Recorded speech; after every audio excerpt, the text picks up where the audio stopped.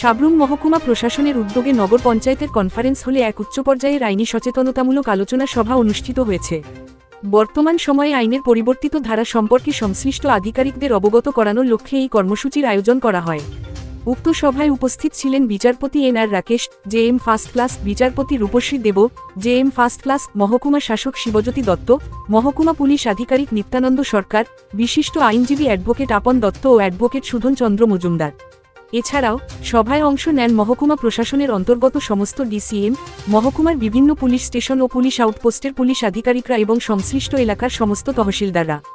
সভায় আলোচ্য বিষয়ের অন্যতম কেন্দ্রবিন্দু ছিল সাম্প্রতিক সময়ে ভারতীয় দণ্ডবিধি, আইপিসি, ফৌজদারি কার্যবিধি, সিআরপিসি ও সাক্ষ্য আইন এভিডেন্স অ্যাক্ট এর পরিবর্তন। নতুন আইনি ধারা অনুসারে সিআরপিসি পরিবর্তিত হয়েছে ভারতীয় ন্যায়বিধি সংহিতা বিএনএসএস, আইপিসি পরিবর্তিত হয়েছে ভারতীয় দণ্ড সংহিতা বিএনএস এবং এভিডেন্স অ্যাক্ট পরিবর্তিত হয়েছে ভারতীয় সাক্ষ্য সংহিতা বিএসএ। উপস্থিত বিচারপতি ও আইনজীবীরা নতুন সংহিতাগুলির বিভিন্ন গুরুত্বপূর্ণ দিক বিশদে ব্যাখ্যা করেন এবং আধিকারিকদের যাবতীয় প্রশ্নের উত্তর দেন। এই সভার মাধ্যমে সংশ্লিষ্ট আধিকারিকরা নতুন আইন সম্পর্কে স্পষ্ট ধারণা লাভ করেন, যা ভবিষ্যতে আইন প্রয়োগের ক্ষেত্রে বিশেষভাবে সহায়ক হবে। এই বিষয়ে মহকুমা পুলিশ আধিকারিক নিত্যানন্দ সরকার সংবাদমাধ্যমকে জানান, আইনের পরিবর্তন সম্পর্কে সচেতনতা বাড়ানো অত্যন্ত জরুরি।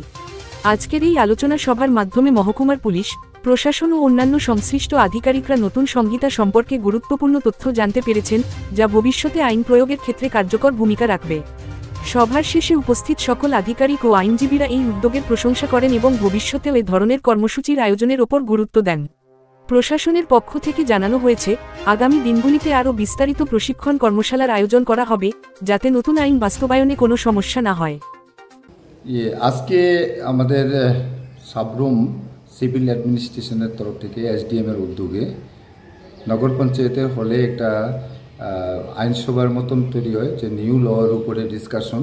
সেখানে আমাদের মাননীয় প্রসিকিউশন তরফ থেকে যারা ছিল, অ্যাডভোকেট লার্নের অ্যাডভোকেটের তরফ থেকে যারা ছিল তারা ছিলেন, এখানে মাননীয় এসডিজিএম মহোদয় ছিলেন।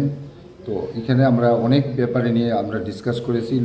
নতুন ল আসার পরে আমাদের কাজ করতে গিয়ে কী প্রবলেম হচ্ছে এবং যেই প্রবলেমগুলি আমাদের হচ্ছে বা আমরা বুঝতে পারছিলাম না, সেগুলি নিয়ে অনেক ডিসকাশন হয়েছে আমাদের মধ্যে।